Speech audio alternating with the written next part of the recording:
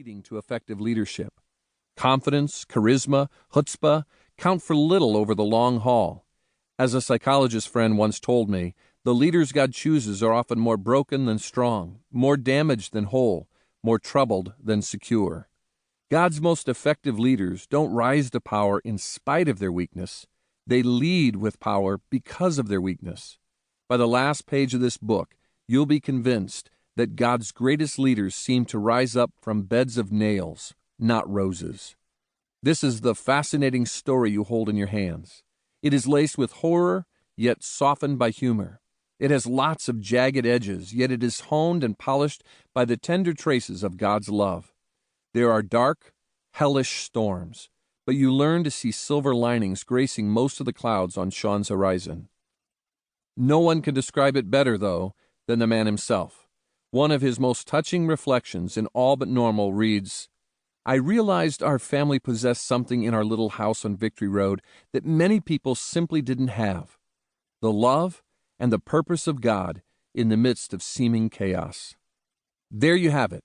This remarkable autobiography is filled with hope and redemption, revealing how God used unimaginable turmoil in one little boy's life to ultimately rescue him, hone him for leadership, and fill his heart with compassion for the poor and needy, for the broken and damaged. It's why I don't think Shawn would trade his abnormal childhood for any amount of normal. Johnny Erickson Tata, Johnny and Friends International Disability Center, Agora Hills, California. Prologue. It had been a night of hell like no other. Red and blue police lights flashed against our house. From my bedroom window, I could see the front yard where the officer's car was parked. It looked so unusual sitting there, like something out of a TV crime show that my family, on more peaceful nights, might watch together. But the tears on my face, the pit in my stomach, and the sound of hateful words and shattering glass ringing in my ears reminded me that this was not a scene I could switch off by pushing a button. Tonight, it was real, and it was happening to the Thornton family. I wasn't even sure how it had started, but I realized now that everyone in our family had seen it coming for months. Although few outside our home knew it, Mom's deteriorating capacity to manage life, to even walk safely, and her utter frustration with her limitations had brought her and Dad to a point of total exasperation.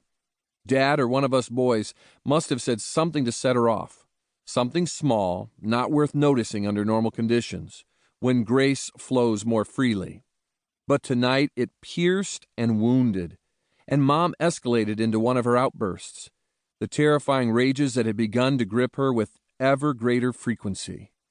Her sudden flare-up seemed to have otherworldly power and put her under the influence of something we didn't understand.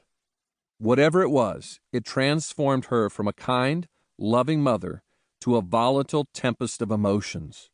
Our home could become a battlefield in seconds.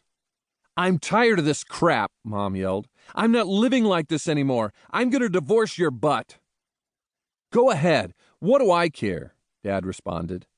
Dad seemed worn out from a long day at the factory, more fatigued and irritable than usual. Sometimes he could bear her flare-ups. Not tonight. "I will," she promised. "Tomorrow I'm leaving you. It's over." Most of these battles died out after a little while, but 30 minutes later, this one was still going strong. My brother Troy and I glanced at each other.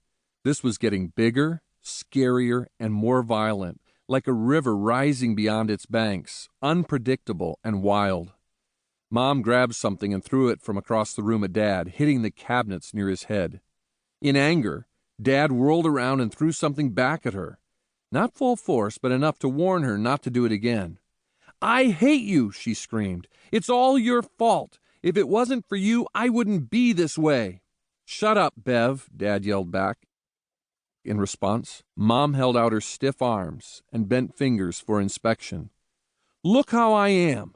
Look at you. You don't have to live like this," she cried. He turned away. Crash!